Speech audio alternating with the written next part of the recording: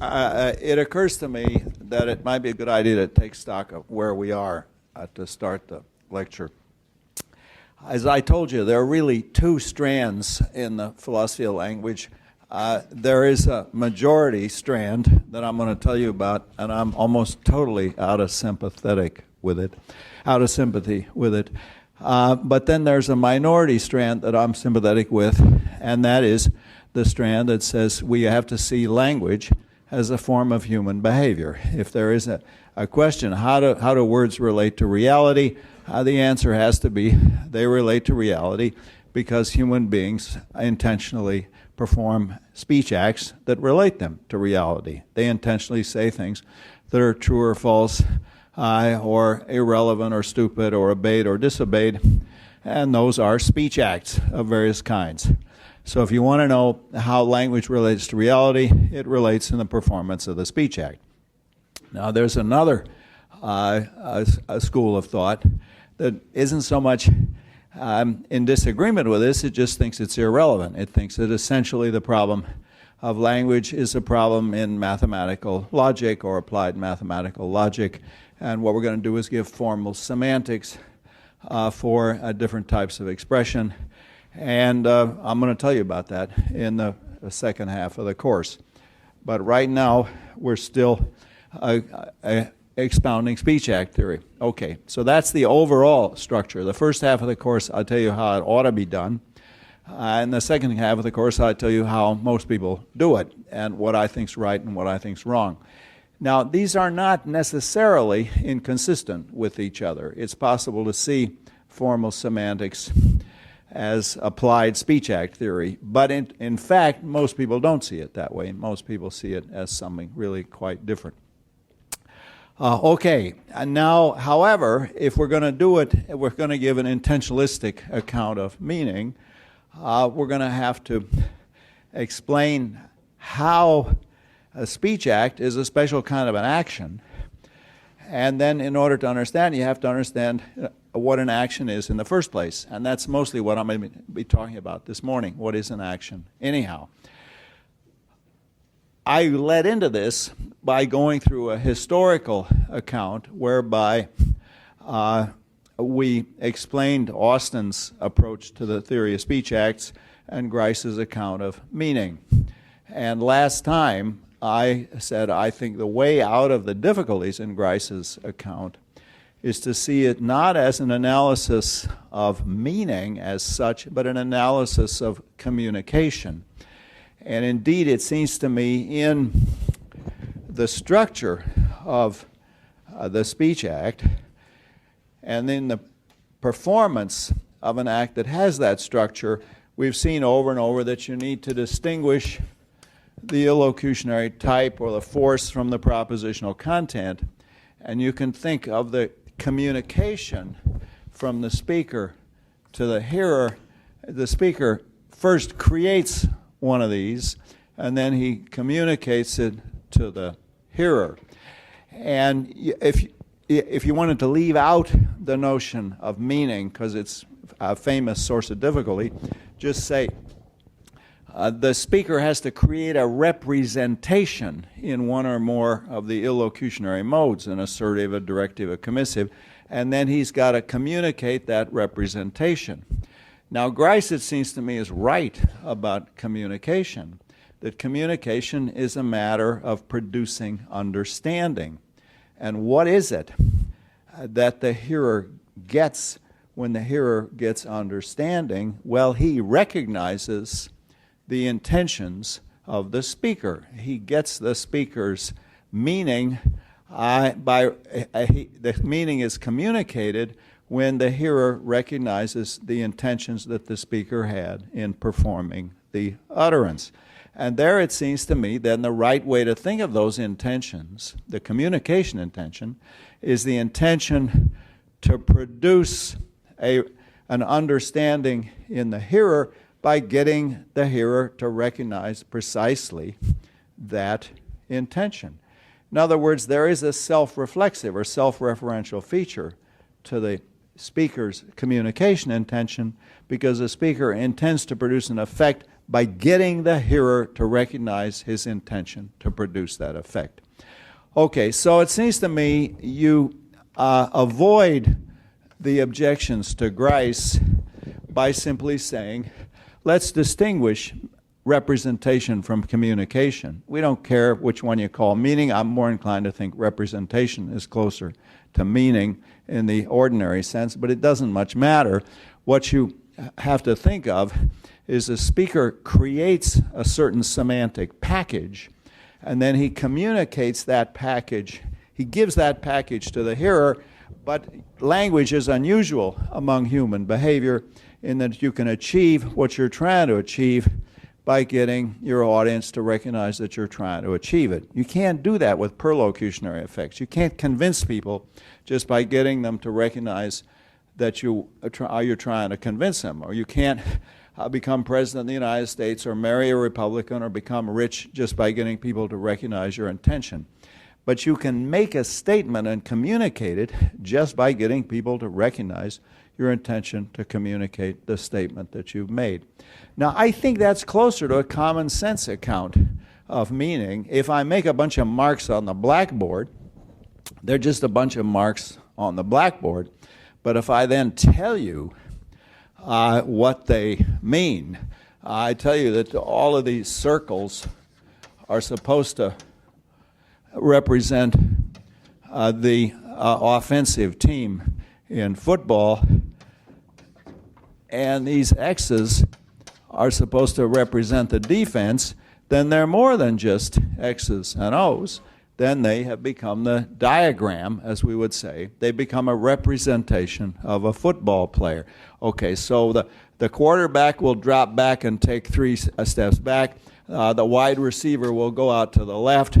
The tailback will go out to the right, and the fullback will act as another blocker. Okay, now this is how we convert a bunch of marks on a blackboard into, in this case, it's a species of directive. It tells the players what they're supposed to do when a certain play is called.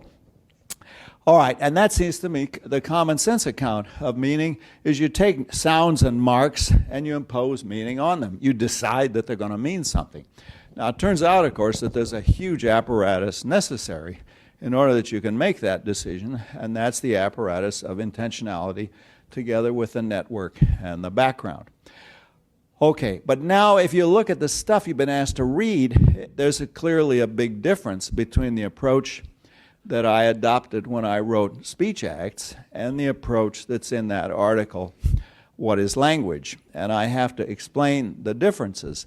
When I wrote Speech Acts, I didn't try to ground the analysis of language in pre-linguistic intentionality. I think in the end you have to do that.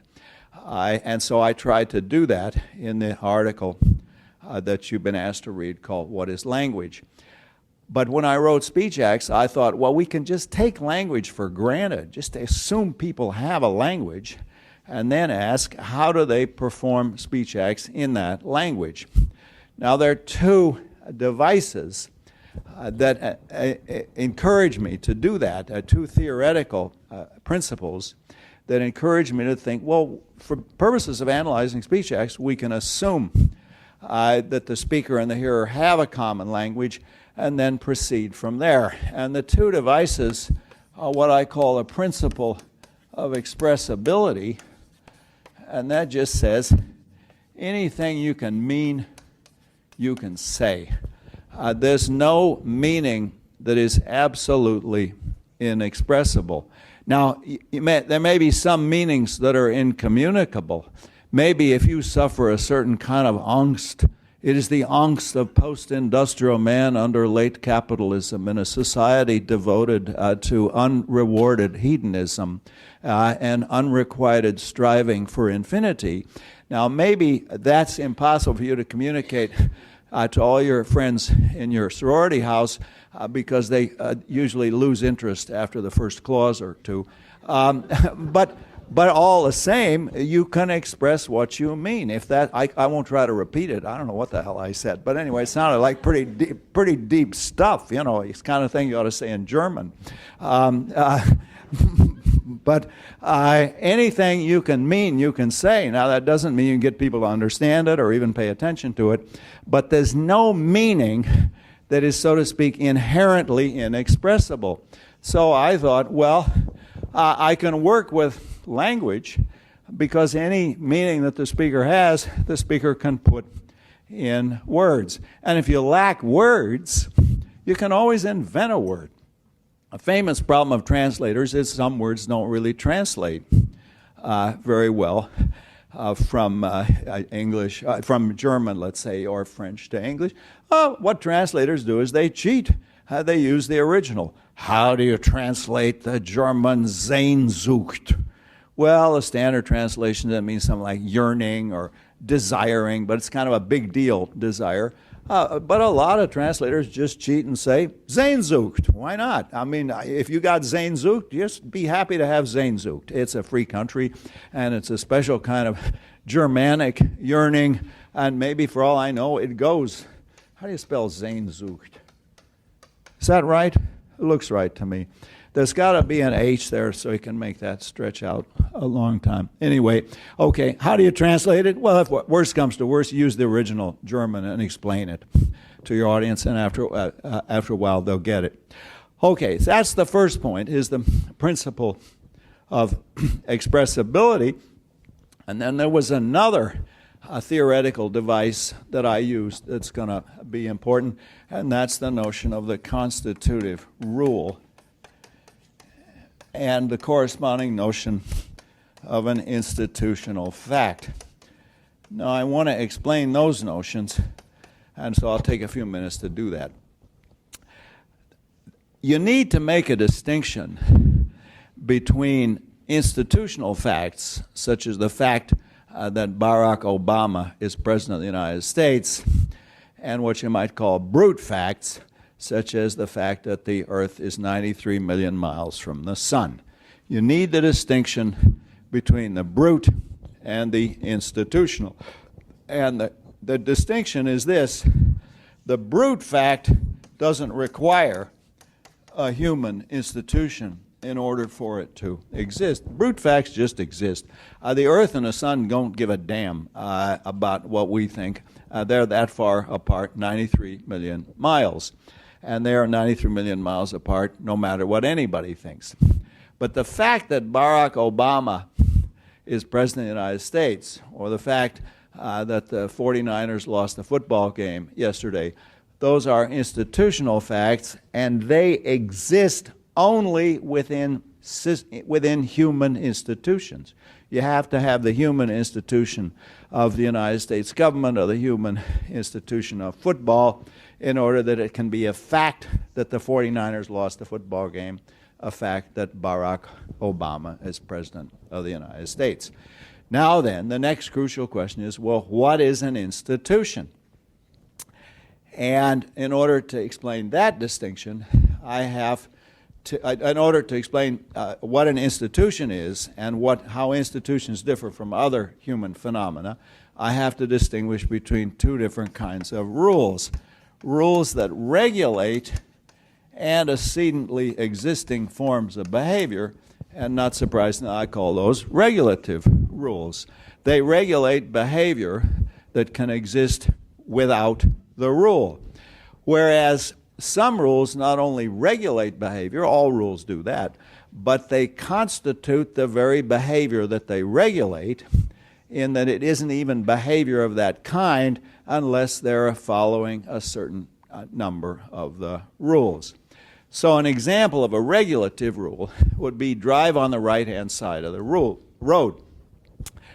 Driving exists independently of that rule. In some countries, they drive on the left-hand side. Once you have driving, you can decide to drive on the left or on the right. That is a rule that regulates behavior that exists apart from the rule. Well, what about constitutive rules? Well, the philosopher's all-time favorite are the rules of chess, because the rules of chess don't just regulate the activity of playing chess, but acting in accordance with at least a certain subset of the rules constitutes playing chess. If you're not following any of those rules, you're not playing chess. It is not, you see, in the case of driving, people had to make up their mind. Shall we drive on the right or shall we drive on the left?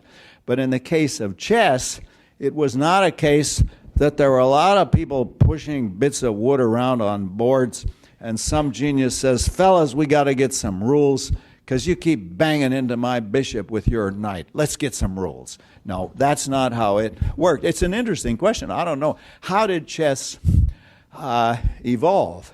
See, I can tell you how baseball evolved. Guys hit a ball with a stick. It actually came out of cricket. Or how American football evolved. It came out of rugby. And in primitive villages, they took a pig's bladder. That's why it's called a pigskin.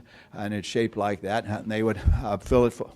I don't know how we got off onto this. I don't want to tell you about the history of this. It's too sordid. But in any case, yeah, it's easy to see how the rules would evolve. But I don't know how chess evolved. It'd be interesting to look it up. I'll try that great scholarly tool, Google, and see if we can't track down the history. Okay, but I want you to see the rules of chess are different from the rules, let's say, drive on the right-hand side of the road or drive on the left-hand side of the road, because the rules are constitutive. You have to follow a certain number of those rules. I don't know how many exactly you got to follow. There's some rules of chess I never did figure out, like the rule for taking a pawn en passant. If somebody put a gun and said, state the rule for taking a pawn en passant, God knows, I'd have to look it up. I know how to castle on the right side and the left side. I can do that part. But the pawn en passant, I never did figure out. Anyhow, I think there's an intuitive distinction between constitutive rules and regulative rules, and the idea of institutional facts is institutional facts presuppose systems of constitutive rules. Now, one last theoretical tool, and that's this. Typically, the constitutive rule has the form, needn't be syntactically in this form, but semantically it's in the form x counts as y. Actually, typically x counts as y in context C.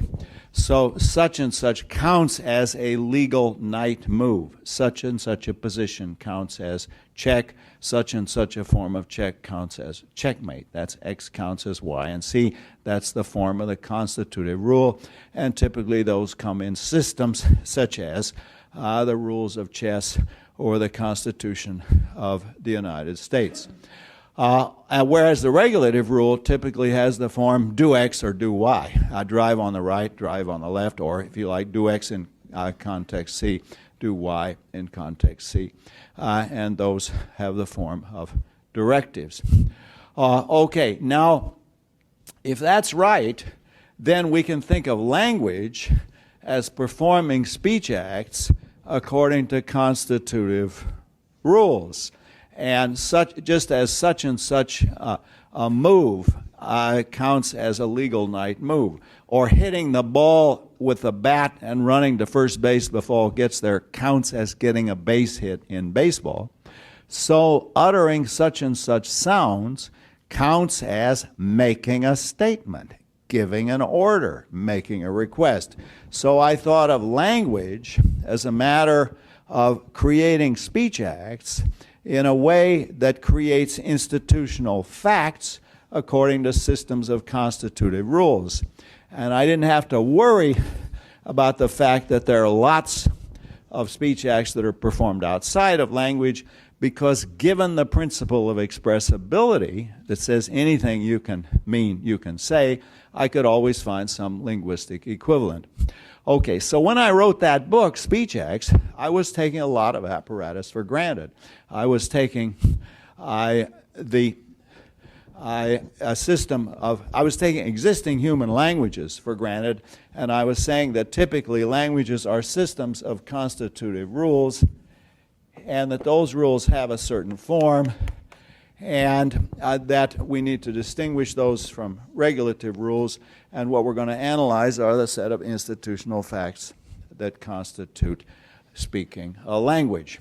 Now, one last distinction I need is the distinction between the constitutive rules of certain types of speech acts and the conventions with which those rules are realized in different languages.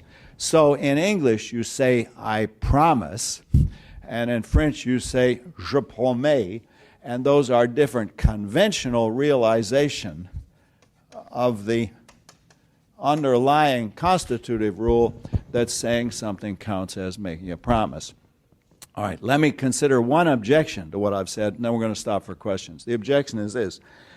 You said that the fact that the Earth is 93 million miles from the sun is a brute fact and not an institutional fact.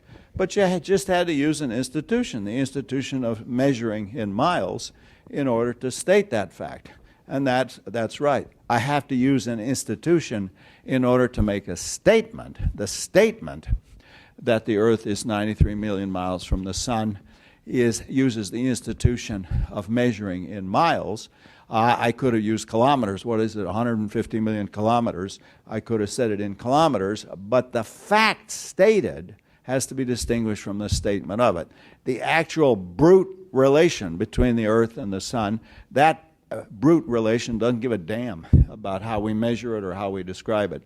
So you need to distinguish the brute fact, which is stated, from the institutional fact that there was a statement of it. The statement of it requires an institution, but the fact stated does not thereby require an institution. Okay, now I've said a hell of a lot of stuff in these few minutes, so let's take questions about all that. I want to make sure everybody's on board, because I now want to show how we can go into this more deeply. We can get a much deeper account if we try to show how the system of constitutive rules and conventions is grounded in pre-linguistic intentionality. And that's what I try to do in that article, What is Language, which is among the first things you were assigned to read. Okay, questions about what I've said so far, about brute facts and institutional facts? Yeah? I have a question about the principle of expressibility. The example that you gave about having some kind of incomparable angst in a sorority house not being able to properly... Right. Would that be that you're not able to properly communicate it or communicate its meaning? What I'm considering there is a case where people have difficulty communicating their meaning. Yes, but the fact that you have a certain meaning can always be given expression. There is nothing that is, so to speak, intrinsically ineffable, that is intrinsically inexpressible. You often feel, well, language fails me in this particular case, but what you mean is that the existing language that you've learned, you might feel, well, I have such a deep emotion about this issue that I can't find words to express it. Well, then, invent words, or borrow words from a different language, or create your own words. But there's nothing that is, so to speak, intrinsically inexpressible, and we know why that's so now, because we know that meaning is a matter of imposing conditions of satisfaction on conditions of satisfaction, and you can just take any damn sound or symbol you want and impose the condition of satisfaction on it, impose the meaning on it. So there was, when I published this, there were a lot of attacks on the principle of expressibility, but I think it's trivially true. I think what it says is that if you have an intentional state, you can always introduce some linguistic device to express that intentional state. There's nothing that is intrinsically inexpressible. Now, some feelings are hard to communicate. One of the traditional forms of philosophical skepticism, like skepticism about the future and skepticism about the external world, the one that I think has a grip on ordinary people, quite apart from philosophy seminars, is the problem of other minds. I mean, you always feel, well, there's something about other people, even people we're close to, there's something that we don't fully understand.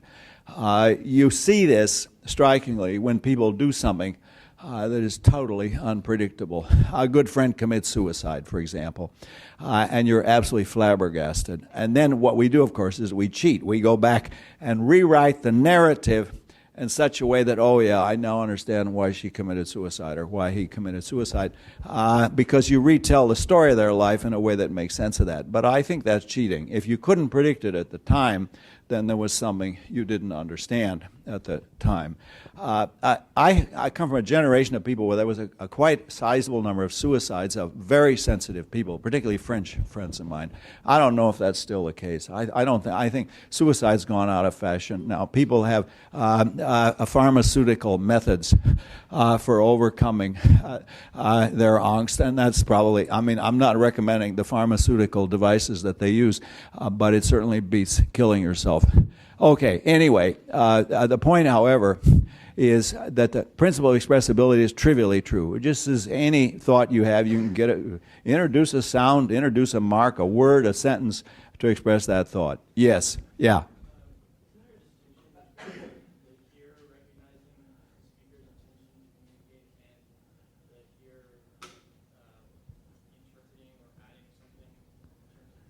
Yeah. Yes, there's always a problem about alternate interpretations.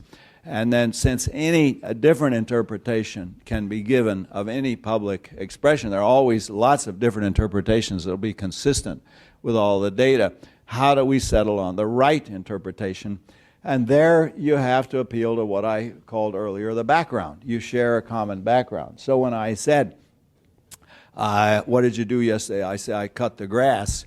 You know that I didn't rush out and stab it with a knife or bite it with my teeth. You know that I ran over it with a lawnmower. Now what I said, I cut the grass, that's consistent with biting it with my teeth or stabbing it with a knife.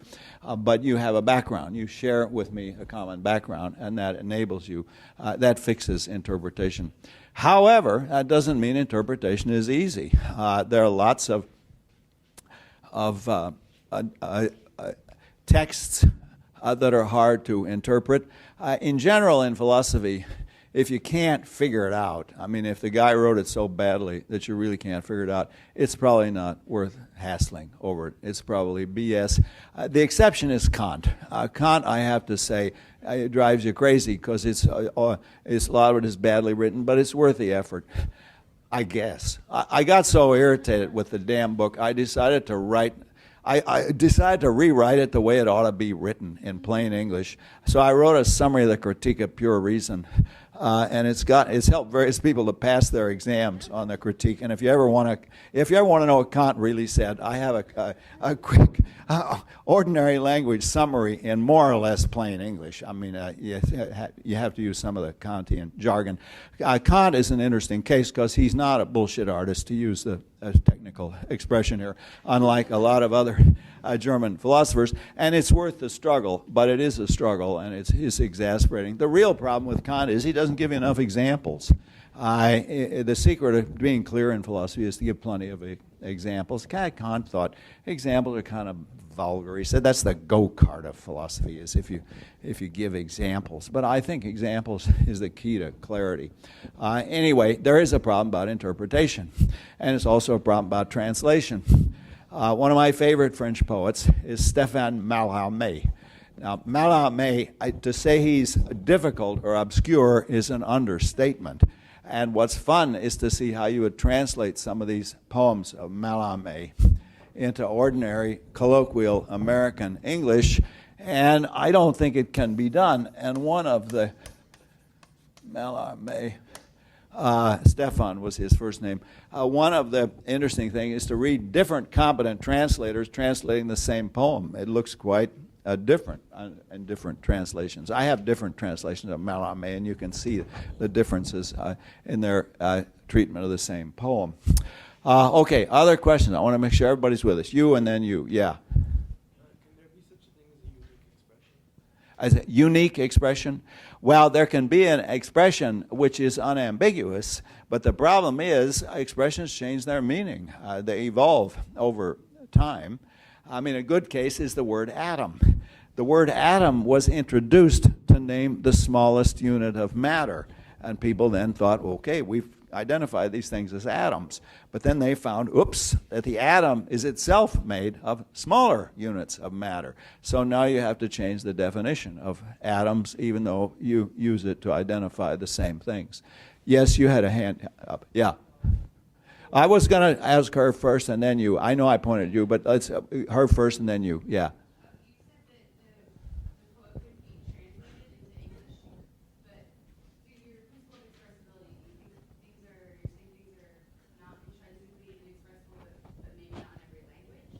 Yeah. No, the point is something like this, that from the principle of expressibility does not have the consequence that everything is expressible in every existing language. We know that's wrong because we constantly have to keep enriching English to express the thoughts we have. Even in philosophy, we need to introduce technical terms. The word illocutionary act, that's a technical term introduced to express an idea that's easy enough to see, but you need a word for it. So the point is not that every natural language is capable of expressing every thought. I think that's obviously false. The point is, however, for any thought that you have, you can just arbitrarily invent some expression for it. Now, if you want to communicate that, you have to introduce expressions that will enable you to communicate it. Okay, you're next. So, yeah, sorry to make you wait.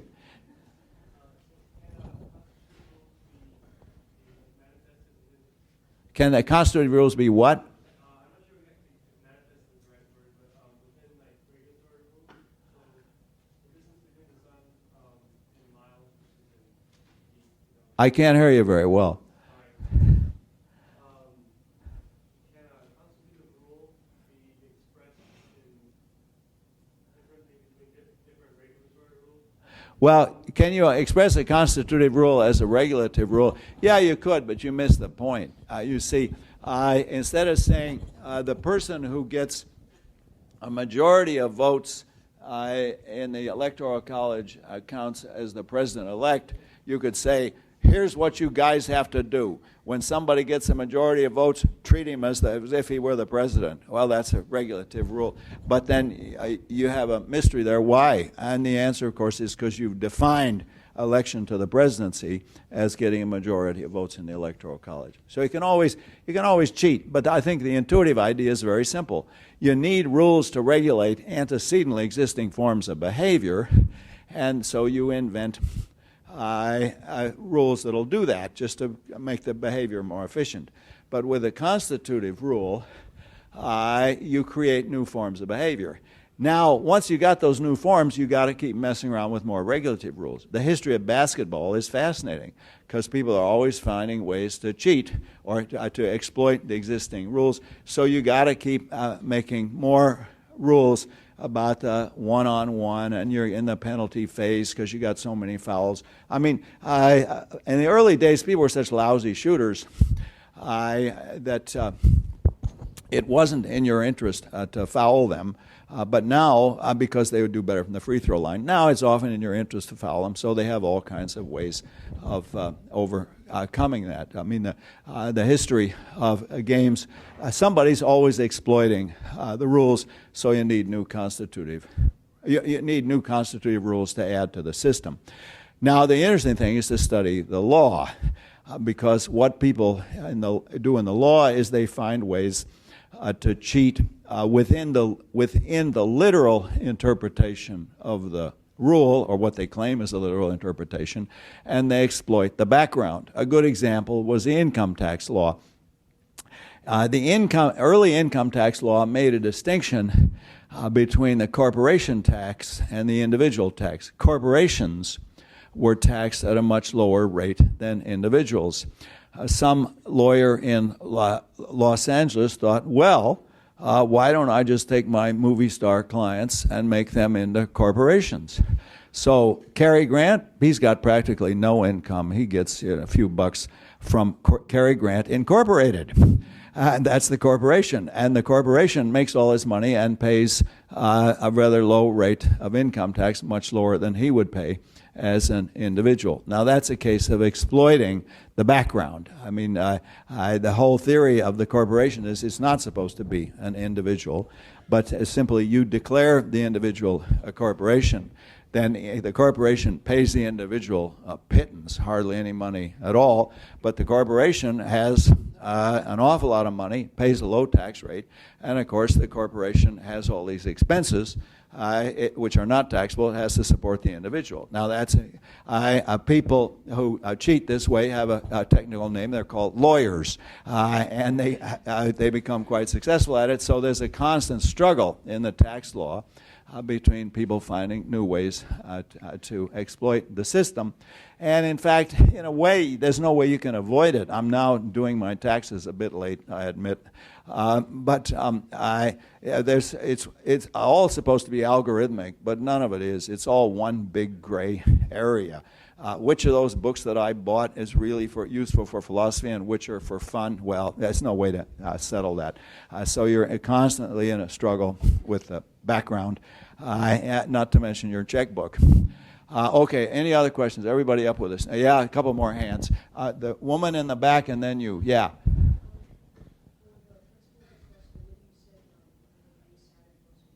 I'm sorry, I can't hear you.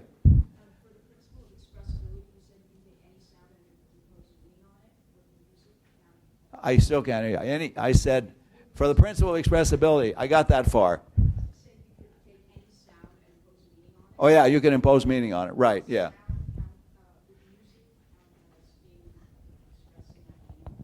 Let's suppose I think it's very hard for me to understand what I mean when I say I suffer the angst of post-industrial man under late capitalism. Okay. So I decide, what the hell, I'm going to use the word glug. When I say glug, that means I suffer the angst of post-industrial man under late capitalism. You can do that.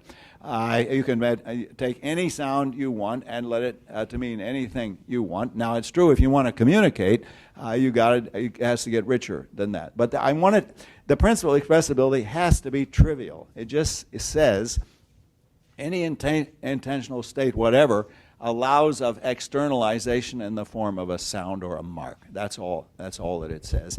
Now, that hard point is communicating. And anybody who's written philosophy, I try to write clearly, but you'd be surprised at the number of ingenious misunderstandings that reviewers can produce of what you thought were perfectly clear philosophical theories. There's one more question. Yeah, this guy. Right. My question is it possible for root facts to be switched to institutional facts? Like, for example, if true fact that was considered universal truth, like the sun revolving around the earth, was it a root fact because the world would have been in the center no matter what, or was it an institutional fact that still accepted humanity by the church at that time? Oh, this is a good case in point. It's the relation of the earth and the sun is a matter of brute fact. There were various difficulties in getting acceptance of the fact that that the earth revolved around the sun rather than the sun revolving around the earth. But the fact remains brute. That some institutional structure made it difficult or had an alternative way of describing this, that's an institutional fact. But the actual physical relations between the various celestial objects is strictly a matter of brute fact. Now, there are several obstacles to this. One is that our representation of the brute facts is often conditioned by our ideology and our theory and our vocabulary and our presuppositions and our background. And those are not always matters of brute fact. Those can be institutional facts. The fact that the church had a certain a dogma that was opposed to the Copernican conception, those are institutional facts about the church hierarchy. But the actual relations between the celestial objects, between the objects, the astronomical objects, that's strictly a matter of brute fact. Those facts don't give a damn about us. The other obstacle is epistemic. You can always say, well, Galileo and Copernicus had a simpler theory than the Ptolemaic theory, and so we just accepted that. This is what I was brought up on in introductory science courses in the university. But that's false, the idea that it's just a matter of simplicity. No, the whole point about simplicity is we think it gets at the truth. But what we're after is to get at the actual facts, not just alternative interpretations or not just constructions, but the actual brute facts. And it's interesting in the case of the institutional facts is that they exist within systems of brute facts. So in order for me to talk to you, there has to be an institution of the English language, and I have to be creating institutional facts by talking. Yes, but all the same, my mouth has to open up and noises have to come out, and that's all a matter of brute fact. Okay, let's go. Yeah, well, one more question. I don't want to spend the whole day answering questions. Yeah, you get one more.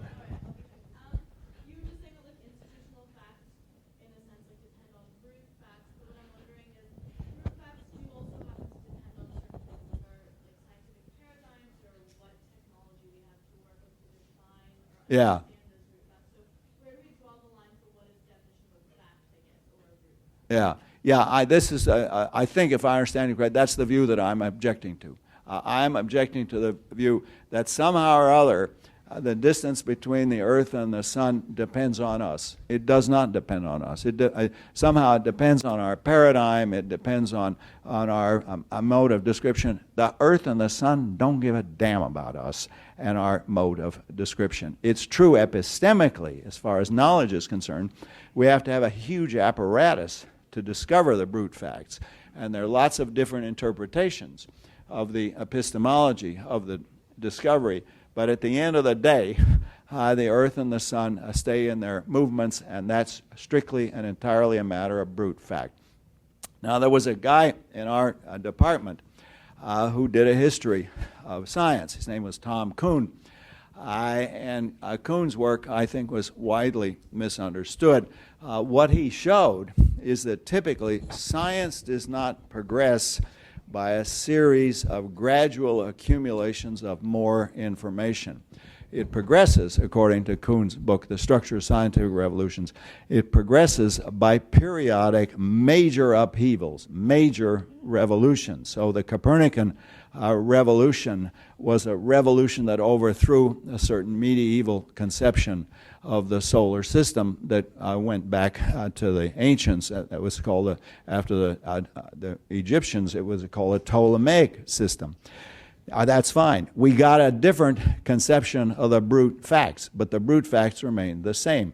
However, Kuhn said a lot of things that made it seem as if we were saying science creates the facts, and a revolution creates a whole lot of new facts that didn't exist before. And Kuhn did say things that lend to that interpretation. He said, Aristotle lived in a different world from the world of Galileo and Copernicus. They lived in a different world. Well, that's false. I've been to Italy, where those guys lived, and I've been to Greece, where Aristotle lived. It's the same damn world throughout. But a whole lot of people, particularly in literary studies, interpreted Kuhn as saying science is as big a crock as literary criticism, because the scientists don't tell us the facts. They just give it. They rush from one paradigm to another by a series of processes that are just as irrational as anything in religion or politics or anything else.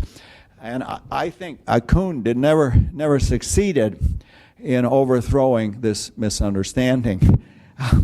I think it was very hard for him, as it would be hard for anybody, when people say to you, you're the greatest genius that ever came along and you've totally revolutionized our whole way of thinking and there's never been a book as important as yours, for him to then say, you've totally misunderstood me from beginning to end. At one conference in Princeton, Kuhn did say, well, then turns out I'm not a Kuhnian. But for the most part, his work was misunderstood as giving the impression that science does not discover brute facts. It is just like literary theory. You go from one paradigm to another. And I don't know how Kuhn's book is taught in other departments today, but I'm pretty sure that that's not what he intended, that he was dismayed by that. But he did say things that lended that interpretation. He does say that after a scientific revolution, scientists live in a different world. That's false.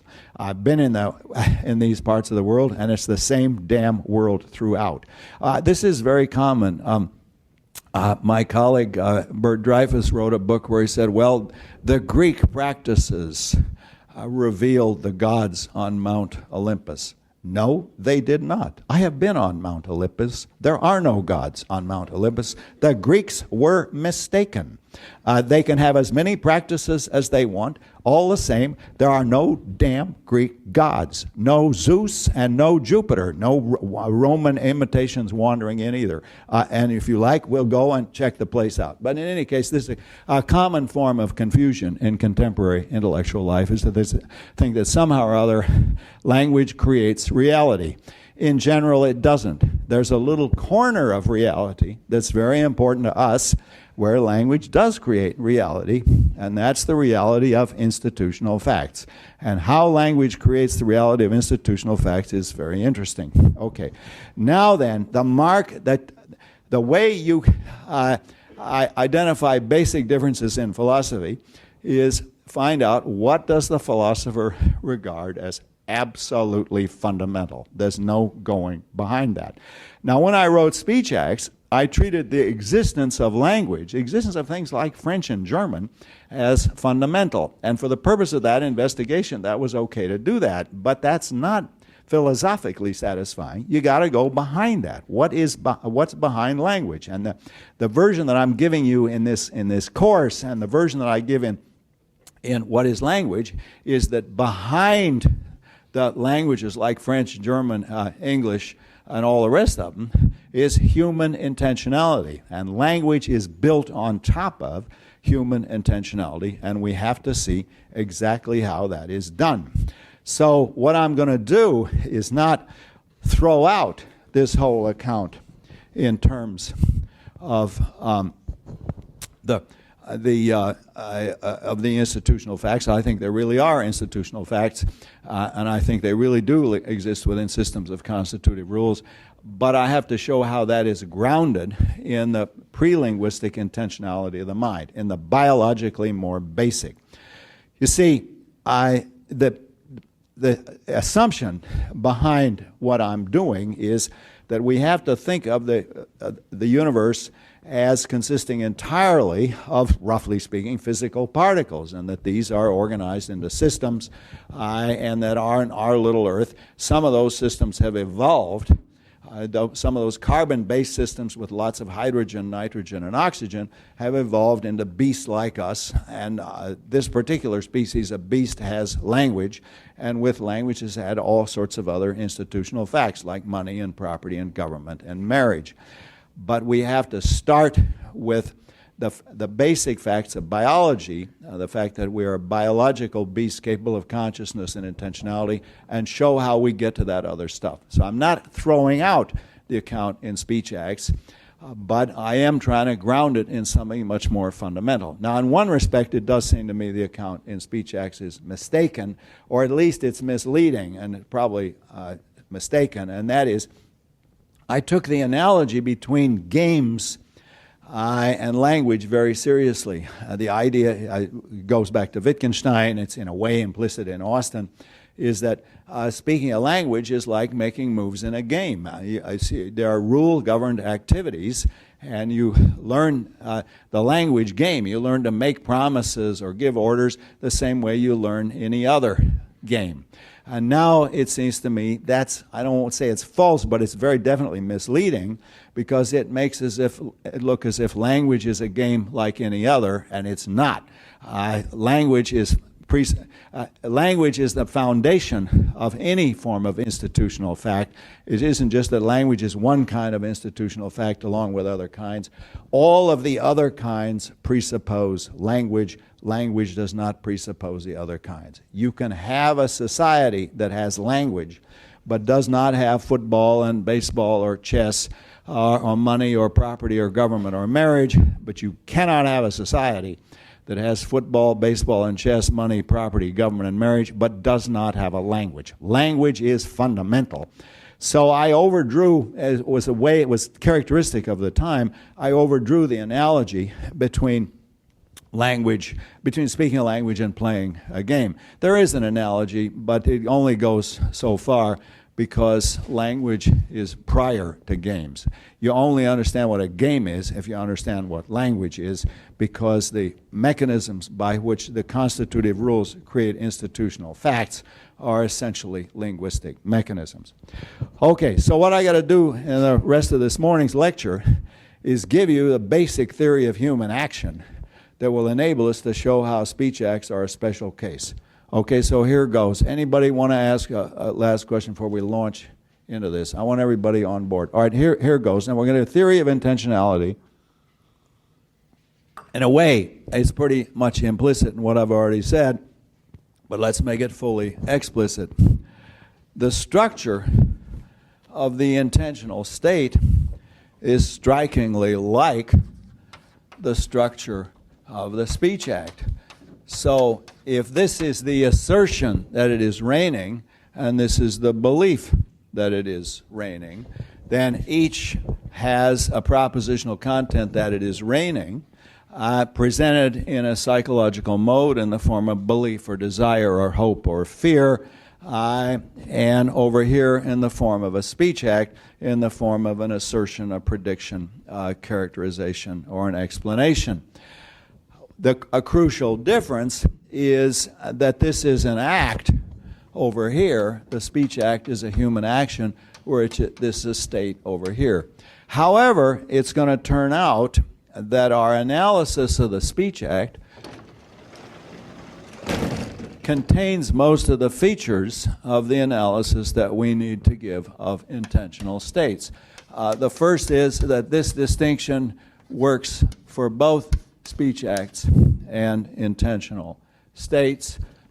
If we think of language is on the left and the mind is on the right, but furthermore, direction of fit works. In the case of language, you have the word-to-world direction of fit in statements and the world-to-word direction of fit in orders and commands. Exactly that distinction carries over to the mind. You have the downhill or mind-to-world direction of fit in the case of beliefs, and the uphill or world-to-mind direction of fit in the case of desires and intentions. And remember, the simplest test for the presence of that direction of fit is, can you literally say that it's true or false? Beliefs, like statements, are literally true or false. But furthermore, and this is the key point, both mental states and speech acts have conditions of satisfaction.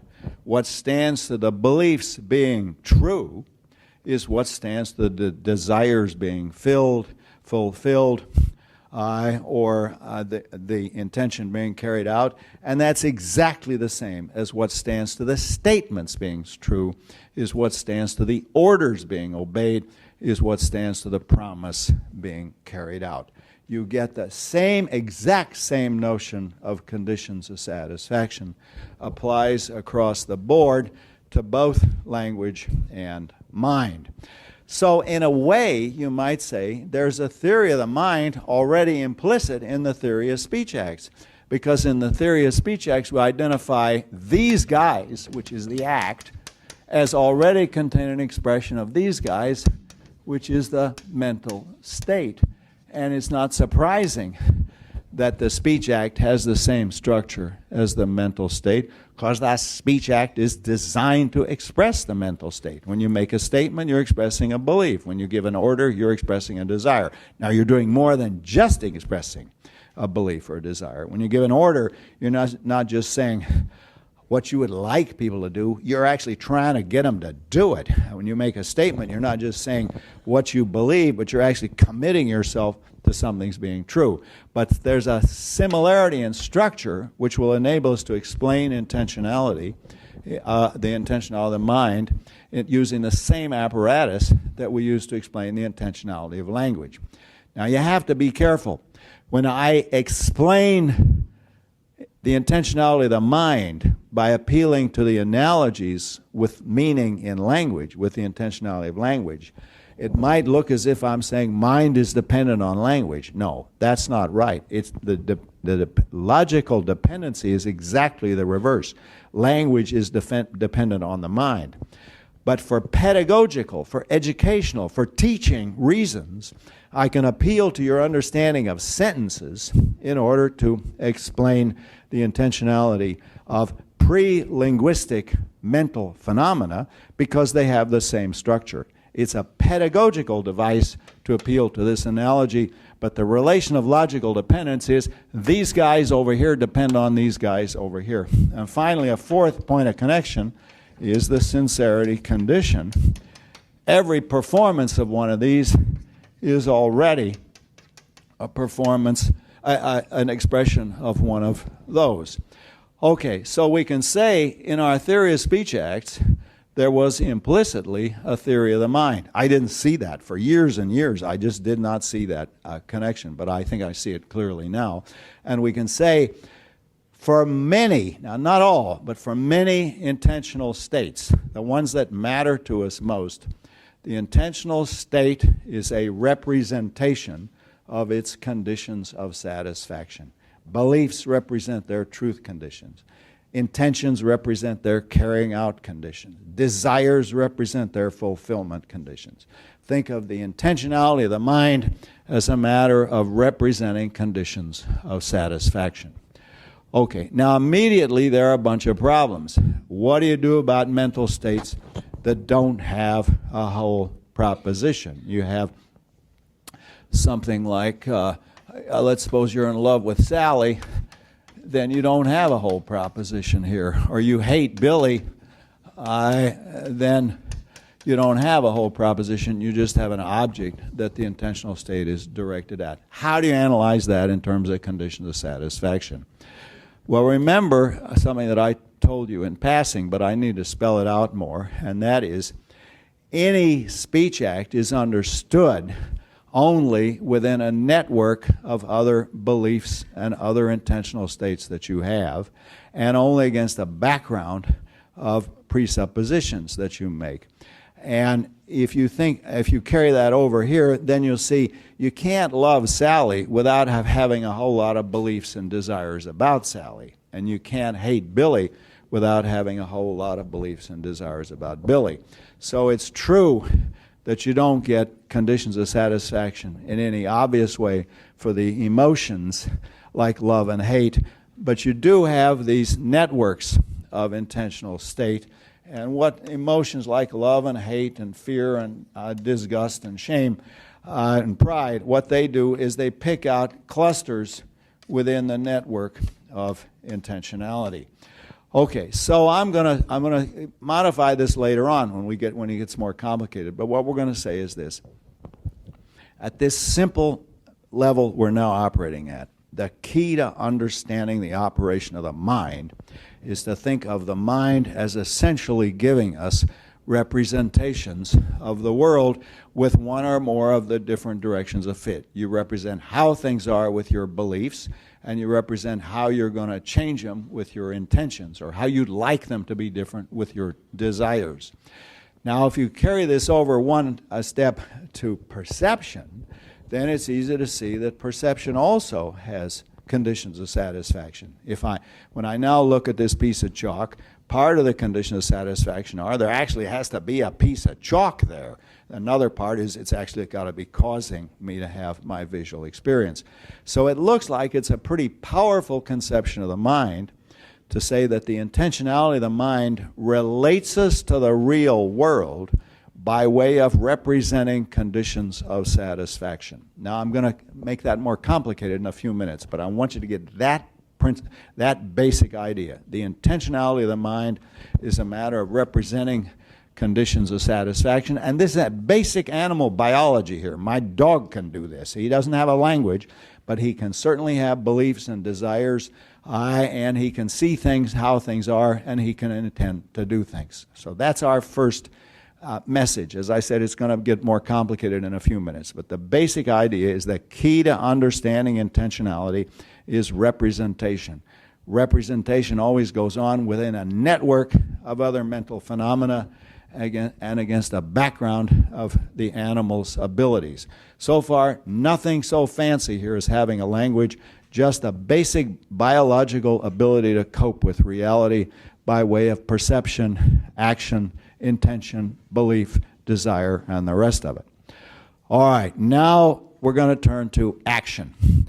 And action is a key notion in our whole analysis. And I said now that, remember, in order to explain what a speech act is, you got to know what an act is. What's any kind of an act? Because a speech act is a special kind of an act. So our theory has got to show how speech acts in some ways are like all other acts, because they're acts, but they're special in some ways. They're different from other acts because they are meaningful and communicative in a way that acts in general are not meaningful and communicative. So now we're going to take up action and intention. And our first question is, what is an intention? When I intend to go to the movies, or intend to vote in the next election, or intend to get my income tax in the course of the next week, what is an intention? And it might seem, at first sight, well, intention's very simple. Just as beliefs represent states of affairs and desires represent states of affairs, so intentions also have conditions of satisfaction. The condition of satisfaction of an intention is an action. The relation of intention and action is just that an intention is a representation of the action which will satisfy that intention. All right, now that looks good, but it isn't going to work. And if we can see exactly why it doesn't work, it'll open up we'll get a whole lot of new insights. That's what I'm going to take up next. What is wrong with saying an action just is the condition of satisfaction of an intention?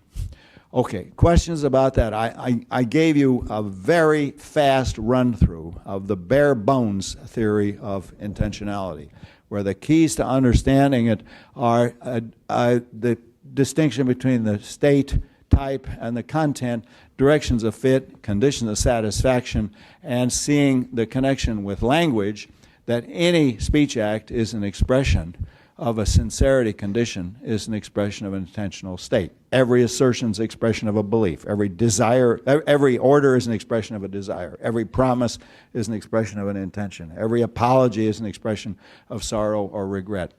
All right, so now we're going to go on to action and intention. Any questions? Everybody up with us? Here goes. There are three reasons why it won't do to say an action just is the condition of satisfaction of an intention. First of all, it's puzzling that we should have a special word for the condition of satisfaction of an intention. We don't have a special word for the conditions of satisfaction of beliefs and desires. And indeed, there are an infinite number of facts in the world that no one has ever believed or desired, but there do not seem to be an infinite number of actions that no one has ever performed. And that leads to the second worry. There seems to be a special intimate connection between action and intention, and this is shown by the fact that it looks like you don't even have an unintentional action unless you have some kind of an intentional action. To take a famous case, Oedipus got married. He married Jocasta. He married Jocasta intentionally, but it turns out, Jocasta being identical with his mother, he married his mother unintentionally. Now that's an interesting case. How often did he get married? He only got married once. He had problems, but he was not a bigamist. So he married Jocasta intentionally, but I forget his mother's name, but just call him his mother now. He married his mother unintentionally, one action. So one and the same action, it seems, is both intentional and unintentional. And indeed, if you look at things like I did it on purpose, inadvertently, by accident, by mistake, unintentionally, and intentionally, what's going on? We don't have that kind of vocabulary for the condition of satisfaction of beliefs and desires. So there are two puzzles as to why, if you say an action just is the condition of satisfaction of an intention. Puzzle number one, why a special vocabulary?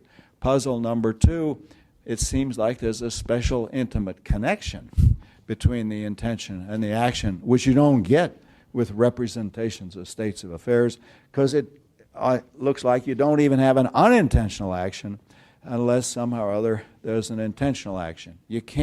Oedipus can't marry his mother unintentionally without marrying somebody intentionally.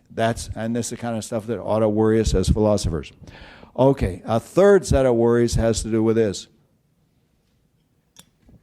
You can have an intention, and the intention can represent an action, and the action can actually occur, but all the same, you didn't do it intentionally. Indeed, the intention can even cause the action, but all the same, the intention was not satisfied. And I'll give you some famous examples of this. Now, these are famous philosophers' examples, and they all have something in common. They're all murderous or homicidal. And I don't know what a psychoanalyst would say about philosophers, that they love murderous examples, some repressed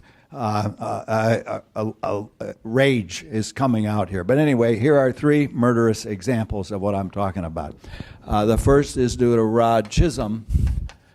And Chisholm says, imagine that Bill intends to kill his uncle. He wants to kill his uncle to inherit his uncle's money. And to that end, he's driving around the Berkeley Hills. And when he comes to a stoplight at the corner of Cedar and Euclid, he's thinking about his intention to kill his uncle, and his intention to kill his uncle makes him so nervous that his foot slips off the brake and he runs over a pedestrian. And if you've ever had a philosophy course, you know that the pedestrian was his uncle, right? He runs over his uncle.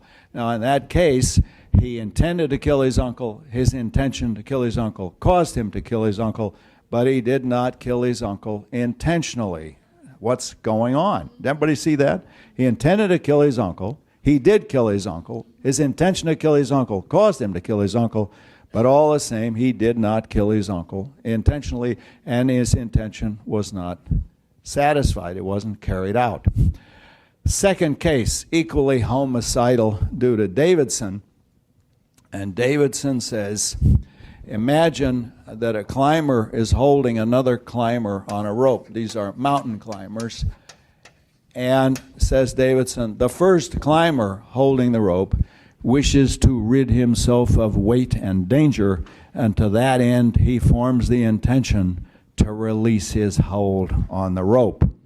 But as he's thinking about this, the whole thing makes him so nervous that the rope slips out of his hand. Now notice, the two different cases. One case where he's gripping the rope and he says, I'm going to let this damn thing go. 1, 2, 3, los, and he drops it. That's intentional, but that's not Davidson's case. Davidson's case is, oh my gosh, I'm going to drop this rope and Bill's going to fall to his death, which is really what I want, I guess. Oh my gosh, oops, I seem to have dropped the rope. That's the case where he did not. There was no point at which he can answer the question by saying, what are you now doing? Where he can say, I am now dropping the rope. What he can say is, oh my gosh, the rope seems to have slipped away. Does everybody see those two cases? In both cases, you had an intention. The intention caused an event that was the event described as the propositional content of your intention, killing the uncle or releasing the hold on the rope, but all the same, you did not do it intentionally. What does that mean? You didn't do it intentionally. What does it mean to do it intentionally? Third case, due to Dan Bennett, who was a student of Davidson, and also equally murderous, but slightly different from the other two cases. Jones wishes to murder Smith. To that end, Jones goes out in the field with his gun and shoots his gun at Smith. Jones is a terrible shot, and he misses Smith. But this is these guys live down by Stanford, and this is in those hills near Stanford. And the shot stampedes a herd of wild pigs, and I don't have to tell you what happens. The herd of wild pigs stampedes poor Smith to death. Okay, Jones intended to kill Smith. Jones fired the gun with the intention to kill Smith. Smith died as a result, but all the same, something went wrong. Jones did not intentionally murder Smith. And lawyers tell me that that they could get the guys off on all three of these cases. The last case is different from the other two. But in all three cases, the intention wasn't carried out. even though the intention caused the event that looks like it's the condition of satisfaction. What's going on? Okay, so now we're in a typical case with a philosophical puzzle. We have a puzzle. What exactly is an intention, and what is the relation of intention to action? It won't do quite to say an action just is the condition of satisfaction of the intention, because you can have an intention and have an action, and yet the action is described by the same words as stated the intention. I intended to kill my uncle, I killed my uncle. But all the same, the intention wasn't carried out, even in cases where the intention causes the event that is used to describe the action, killing the uncle. All right, so we're going to answer that now. I'm going to give you now a theory of action. And step one in the theory of action is you need to distinguish between the prior intention, the intention you have before the action, and the intention you have while you're actually performing the action, between the prior intention and the intention in action. And you can see that if you look at the conditions of satisfaction. Now, I'm going to take, just to make it easier, I'm going to take simple Mickey Mouse actions like scratching your head or raising your arm. And later on, we'll get to more complicated cases like performing a speech act or writing the great American novel or becoming president of the United States. But you got to start somewhere, so I'm going to start with these simple cases. Suppose I have an intention to raise my arm. Well, the conditions of satisfaction we can spell out. This is a prior intention. And the condition of satisfaction of the prior intention is simply that I raise my arm, or so it seems. So I have a prior intention, and the condition are that I raise my arm. But now, when I'm actually raising my arm, I'm doing it intentionally. And there it seems to me I'm having what I'm going to call an intention in action. And the intention in action is simply, as far as this part goes, is that my arm goes up. Because if I'm trying to raise my arm in an intention in action, then what I'm trying to do is get my arm to go up. That my arm goes up. Okay, but now both prior intentions and intention in action have a causal component as part of the condition of satisfaction. Because unless the prior intention causes the condition of satisfaction, then it's not really satisfied. So I say this is causal reflexivity because it's part of the condition of satisfaction of the intention and prior intention itself that it has to cause the raising of the arm. It's part of the condition of and satisfaction of the intention and action itself that intention and action has to cause the arm to go up. So we have to add a clause to each of these. The condition of satisfaction of the prior intention that I raise, not just that I raise my arm, but also, and this PI causes that I raise my arm. There is a causally self-reflexive feature. Furthermore, with the intention and action, it isn't just that this intention in action is satisfied if my arm goes up, but this intention and action causes that my arm goes up. So we've got a causal condition on both the prior intention and the intention in action. All right, but now then, if this is right so far, then it looks like we have a rather simple account of the relations between these different elements. And here it goes. The prior intention causes the action, but the action consists of two components. It consists of an intention and action, which causes the bodily movement. So I had a prior intention to raise my arm. That caused me to raise my arm. When I raised my arm, there were two parts of that. I had an intention and action, and that a trying is an ordinary word for intention and action. I had an intention and action, and the intention and action caused my arm to go up. So the prior intention causes the arrows represent cause here. Cause the intention and action. The intention and action causes the bodily movement, the BM, and the whole action consists of the intention and action plus the bodily movement. It's so beautifully simple that I wonder why did it take me so long to see it. But anyhow, here it goes. But now then, we've already solved two of our counterexamples. In both the Chisholm case, where Bill kills his uncle, and the Davidson case, where the guy drops the rope, there never was an intention in action. There never was a trying. There was in Bennett's case. That's different. So in Bill's case, you see, the intention in action is an answer to the question, what are you now doing? And in Bill's case, where he wants to kill his uncle, he intends to kill his uncle, there's no point where he can say, I am now killing my uncle. He can't say that. What he says is, oops, my foot has slipped off the brake. I seem to have run over my uncle. He went from the prior intention to the bodily movement without an intervening intention and action, and that means there was no intentional action. Similarly, with Davidson's case, the guy had a prior intention to drop the rope. The prior intention caused that bodily movement, but there never was a trying. There never was an intention and action. The intention and action is answered by the question, what is the answer to the question, what are you now doing? And in Bill's case, he can't say, I am now killing my uncle. What he says is, oops, something has happened to me. I wasn't trying to do it, but my foot slipped off the brake.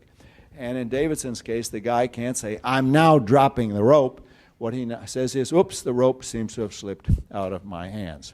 Okay, so now it looks like we're off and running. We haven't yet got a theory of action, but we have made some very important distinctions. We have a distinction between the intention you have prior to the performance of an action and the intention you have during the performance of an action. We know they must be different because the conditions of satisfaction are different. The condition of satisfaction of the prior intention is that I perform a whole action, and that this prior intention causes it. The condition of satisfaction of the intention and action is just that there be a bodily movement, and this intention and action causes the bodily movement. Those look remote from each other, but in fact they tie together because the action consists of two components. It consists of an intention and action plus a bodily movement, where the intention and action causes the bodily movement. All right, so that's a kind of simple account. Now it's going to get more complicated because we've just discussed raising your arm and stuff like that. We haven't discussed the Bennett counterexample.